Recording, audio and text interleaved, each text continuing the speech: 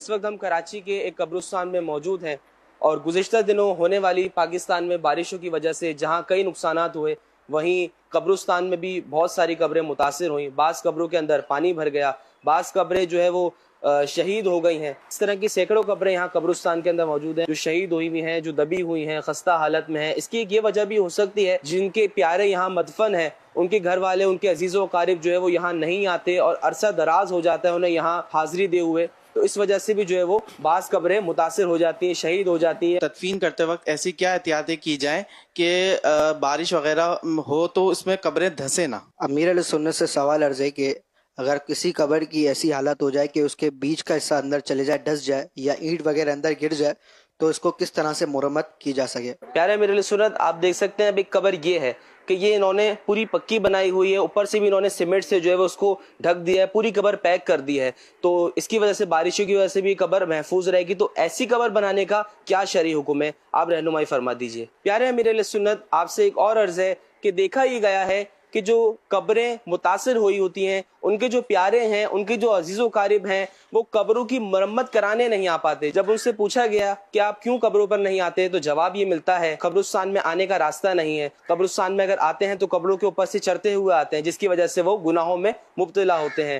تو ایسی صورت میں گناہ سے بچنے کے لیے اپنے پیاروں کی قبر تک ان کی مرمت کرانے نہیں آ سکتے. تو برائے کرم پیارے امیر علیہ سنت یہ ارشاد فرما دیجئے کہ شریعت کے دائرے میں رہتے ہوئے کس طرح سے وہ اپنے پیاروں کی قبر کی مرمت کر سکیں اور ان کی قبر پر حاضری دے سکیں. امیر اہل سنت, زیادہ بارش ہو جائے تو قبرستان کے حوالے سے ہمیں کیا اقدامات کرنے چاہیے؟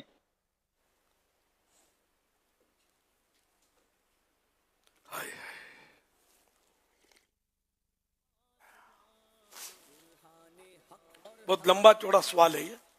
تو اب بارشوں میں تو قبرستان کی جو بھی حالت ہوتی ہے ہمارے ہاں, تو قبریں دھس بھی جاتی ہیں, ٹوٹ پھوٹ جاتی ہیں.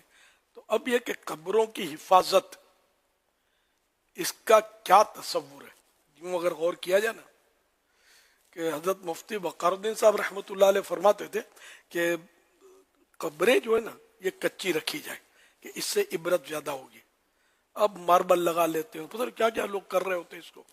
اولیاء کرام کی قبروں اور مزاروں اور گنبد یہ بنانے کا ایک مقصد ہے کہ عوام ان کی طرف رجوع کرے گی, آئے گی, ایصال ثواب کرے گی, ان سے برکتیں اور فیوز حاصل کرے گی. تو یہ الگ ایک صورت ہے. جنرلی عوام الناس کی قبریں محفوظ رکھنا, اس کی مطلب کوئی فضیلت میں نے پڑھی نہیں ہے, بلکہ کہیں ترغیب بھی نہیں پڑھی کہ اپنے ماں باپ کی قبریں سنبھالو. اچھا آپ نے سنبھالا اپنے پیاروں کی قبریں, کب تک رہیں گے آپ؟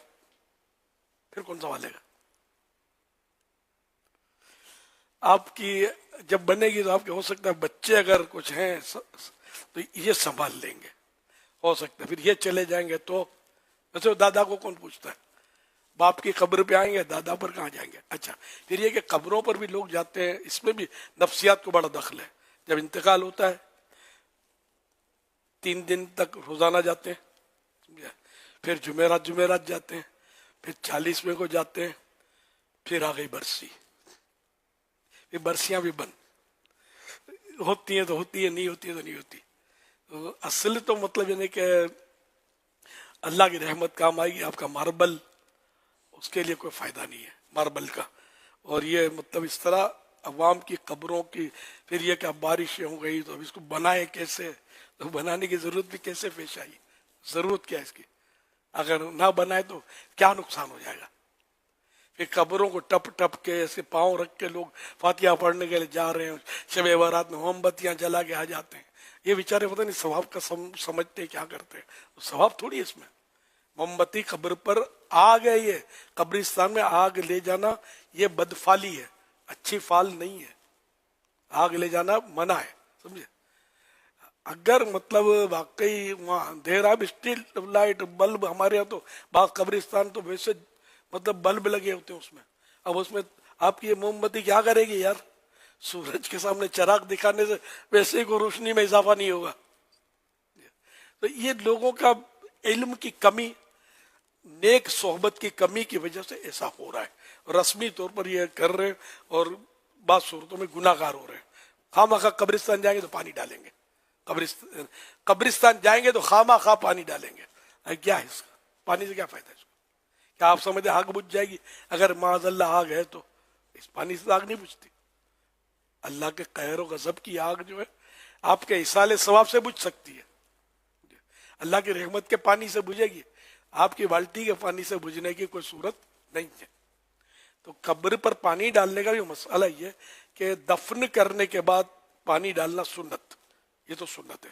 اچھا، اس کے بعد اگر مٹی مطلب منتشر ہوئی ہے اس کو سمیٹنے کے لیے، یا پودا آپ نے لگایا ہے اس کو پانی دینے کے لیے آپ نے ڈالا، تو یہ صحیح ہے، یہ ایک مقصد ہے. بے مقصد پانی مطلب نہ ڈالا جائے. تو اب یہ کہ قبریں بوسیدہ ہو جاتی ہیں، خستہ ہو جاتی ہیں، ٹوٹ جاتی ہیں، تو ان کا مطلب کوئی اتنا بڑا مسئلہ نہیں ہے کہ ان کو مطلب تعمیر کیا جائے. اور ویسے بھی قبرستان میں تدفین کے لیے بیچ بیچ پہ جگہ ملتی ہے تو لوگ قبروں پہ پھلانگتے ہوئے رونتے ہوئے جاتے ہیں اور پھر قبروں پہ بیٹھتے ہیں. کوئی جوتے پہن کے کھڑا ہوا ہے قبر پر، توبہ، یہ سب شریعت میں اس کی اجازت نہیں ہے. ہاں، دفن کرنے کے لیے اگر بیچ میں قبر ملی ہے، اب یہ ہے ضرورت، تو اس ضرورت کے تحت جتنوں کی ضرورت ہے، 2 کی، 4 کی، 5 کی، 6 کی، جو تدفین کریں گے، اٹھائیں گے، رکھیں گے، ڈالیں گے، ڈولی سنبھالیں گے، تو اس طرح اتنے جانے کی تو اجازت مل رہی ہے شریعت میں. اب اس کے علاوہ اضافی جو گرکلا بنا ہوا ہے، مولانا تشریف لا رہے ہیں تو وہ فاتحہ پڑھ رہے ہیں، تو اس کی حاجت نہیں ہے. فاتحہ بالکل پڑھنا چاہیے، اذان بھی دینی چاہیے، لیکن یہ ایسی ضرورت نہیں ہے کہ اس پر قبروں پر، مسلمان کی قبروں پر پاؤں رکھنے کی اجازت مل جائے. یہ مستحبات ہیں، اذان دینا وغیرہ کرنا چاہیے، سب باہر سے کریں. جب ایسی صورت حال ہے، کنجسٹڈ قبرستان ہوتے ہمارے یہاں تو ہے، مطلب اس کی ترکیب نہیں ہوتی، کوئی بے ترتیب قبرستان ہے ہمارے، ہر جگہ نہیں ہے لیکن ہے، مطلب ہے بھی اور نہیں بھی ہے. تو جہاں بے ترتیب ہے تو قبروں پر پاؤں رکھ کر جانا نہیں ہے. باہر اگر مولانا صرف فاتحہ پڑھنے کے لیے جا رہے ہیں تو ان کو بھی اجازت نہیں ہے، یہ باہر رہے. میں پہلے قبرستانوں میں جاتا تھا، میں باہر کھڑا ہوتا تھا، حالانکہ میں اس وقت مرجع ہوتا تھا کہ لوگوں کا رجوع ہوتا تھا کہ یہ کرے گا فاتحہ. کیسے یار میں کروں، کیا کروں؟ کوشش کرتا تھا میں باہر رہ کر، یہاں سے بھی پہنچ جائے گا. جب گھر سے پہنچتا ہے تو یہاں تو زیادہ قریب ہے، یہاں سے بھی پہنچ جائے گا. یہ بہت احتیاط کی ضرورت ہے.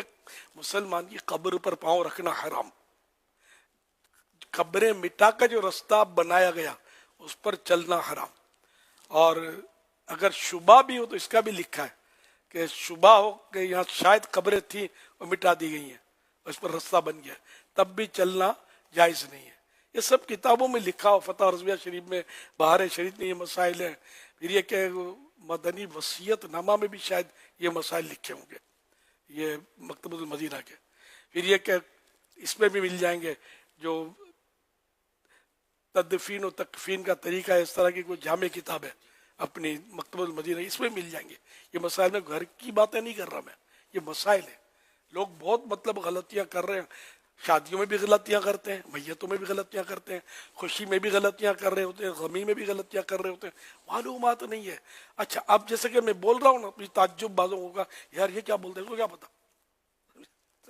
تم کو پتا ہے، کیا کر رہے ہو؟ بیچاروں کو شیطان بلوا دیتا ہے، اس طرح نفس شیطان حرکت میں لاتا ہے کہ ہم کو بھی معلوم ہے. بوڑھے آدمی کہیں گے یار ہم نے کوئی مطلب نزلے سے ہمارے بال تھوڑی سفید ہوئے، تجربے کی بھٹی میں سفید ہوئے، بہت ہم کو سب مسئلے معلوم ہے. یہ نوجوان مولانا کیا کیا بتا رہے ہیں. خیر میں نوجوان نہیں ہوں، میں یہ نوجوانوں کی باتوں میں آ گیا ہوں، ہو سکتا ہے یہ تصور ہو. تو بہرحال یہ کہ بہتر یہ ہے کہ آپ مطلب بہتر کیا ضروری ہے کہ قبروں پر پاؤں رکھنا پڑے جہاں، تو اس کے مسائل جو میں نے عرض کیے اس پر آپ عمل کر کے اپنے آپ کو گناہوں سے بچائیں. اچھا، اب یہ کہ جو قبریں ٹوٹ پھوٹ گئی ہے نا، ٹوٹ گئی، کھل گئی، اب کسی نے دیکھا کہ یہ قبر کھلی ہوئی ہے، تو اب یہ اس پر واجب ہے کہ اس کو مٹی ڈال کر اس کو بھر دے، اس کو ڈھک دے، بھر دے.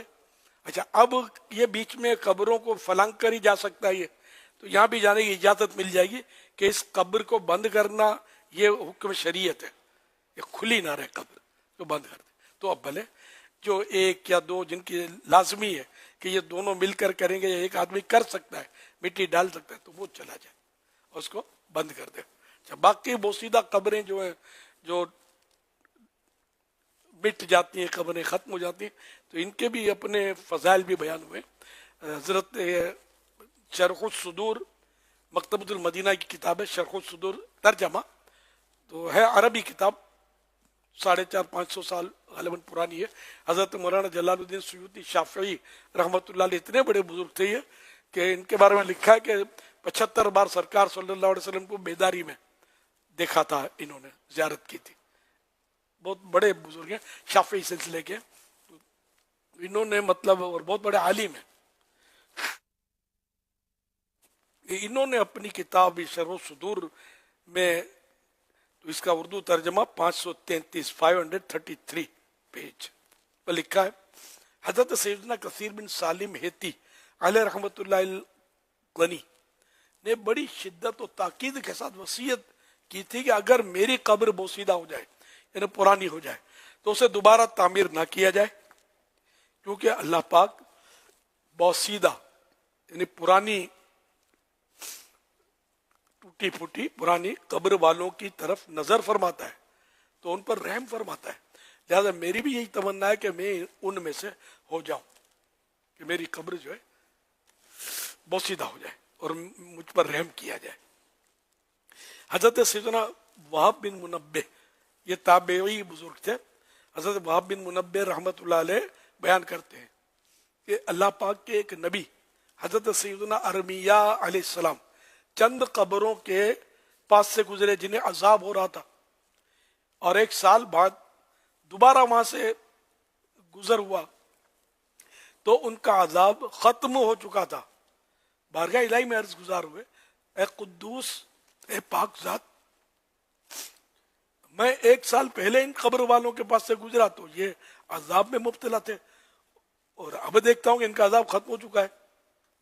آسمان سے ایک آواز آئی اے ارمیہ ان کے کفن پھٹ گئے بال بکھر گئے اور قبریں بوسیدہ ہو گئی تو میں نے ان کی اس حالت پر رحم کیا اور جن مردوں کی قبریں بوسیدہ کفن پھٹے ہوئے بال بکھرے ہوئے ہوں میں ان کے ساتھ ایسا ہی کرتا ہوں.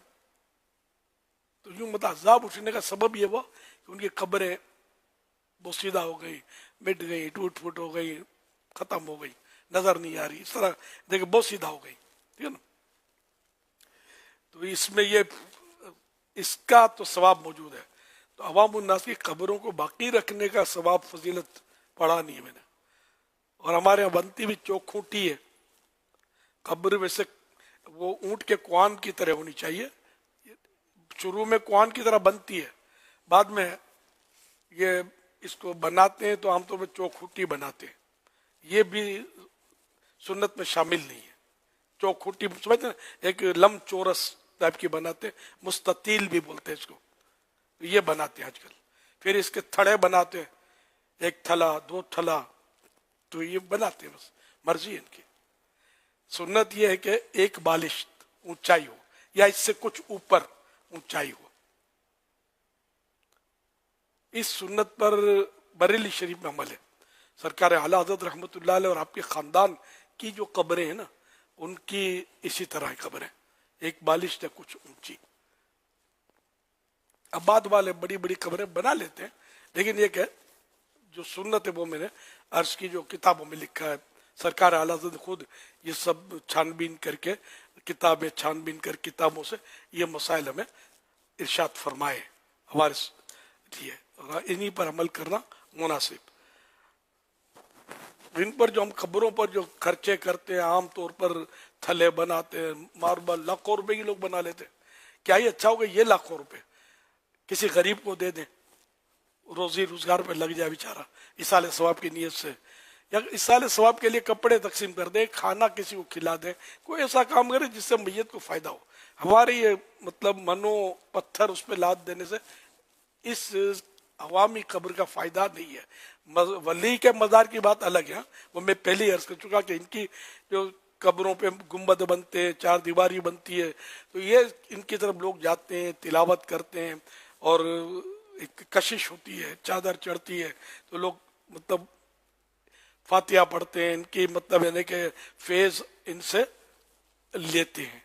अवाम में भी अगर किसी के कब्र पर किसी ने चार दीवारी बनाई है और नीयत ये है कि यहाँ लोग आएंगे तो तिलावत करेंगे खानदान वाले, इस मकसद के लिए अगर चार दीवारी छत बनाई तो ये जायज है, ये जायज है।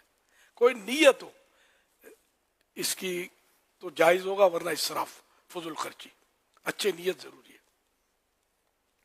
सल्लु अलल हबीब सल्लल्लाहु अला मुहम्मद सल्लल्लाहु अलैहि वसल्लम। सैयदी, ये सवाल रह गया है, तदफीन करते वक्त ऐसी क्या एहतियात की जाए कि बारिश वगैरह हो तो कब्रें ना धंसे? पूरे कब्रिस्तान में छत बना दी जाए, और तो हल नहीं है कोई। कब्रिस्तान तो ओपन होता तो बारिश तो आएगी, बारिश को रोक नहीं सकते, वो अल्लाह की रहमत है। मान मुबारकन कुरान शरीफ में कहा गया, बरकत वाला पानी है ये। तो कब्रें धंस गई तो कब्रें धंसना, मिट जाना, इसका भी तो मैंने समझाया ना आपको, ये कोई मसला नहीं है। जिस तरह हम जिंदा हैं, हमारी छतें टूटती हैं, फूटती हैं, बहती हैं, हमें तकलीफ होती है, लेकिन जरूरी नहीं कि कब्रें मिट जाने से मैयत को भी कोई तकलीफ होती है। इसका कोई फायदे तो मैंने आपको सुनाया अभी, लेकिन बारिश का पानी अंदर जाता है, इसका मैयत को फायदा होता है, ये मैं नहीं कह रहा, ये मुझे पता नहीं है। लेकिन ये इसका हल नहीं है कोई, इसका हल ये नहीं जो पाटी हुई कब्री भी दिखाई कि इसको पाटा हुआ था, सीमेंट पूरी ढक दिया था, तो ये कौन सी सुन्नत है ढक देना इसको। कोहान जैसे बताया मैंने, ऊंट का कोहान पता नहीं समझते कि नहीं, ऊंट के ऊपर एक ऊपर टीला होता है, हाँ इसी तरह होता है, इस तरह ऊंट पर होता है ना, इसको कोहान बोलते हैं। तो कब्र कोहान की तरह हो, और जो ऊंट की तफसीलात उलमा ने बयान की ना, इसमें कि ऊंट की कोहान जो है ना, ये कब्र की याद दिलाती है, लेकिन अब पता ही किसी को कुछ नहीं है, क्या करें। कोहान नुमा कब्र सुन्नत है, और एक बालिश से या एक बालिश से कुछ ऊंची हो, ये देखो ये कोहान नुमा है, अब जो दिखा रहे ना स्क्रीन पे, मगर एक बालिश से अब ऊंची है नहीं, अब तस्वीर है, अल्लाह बेहतर जाने, ऊंची लग रही है अगर इसी तरह है तो, लेकिन कुछ तस्वीर देखकर तय नहीं हो सकता।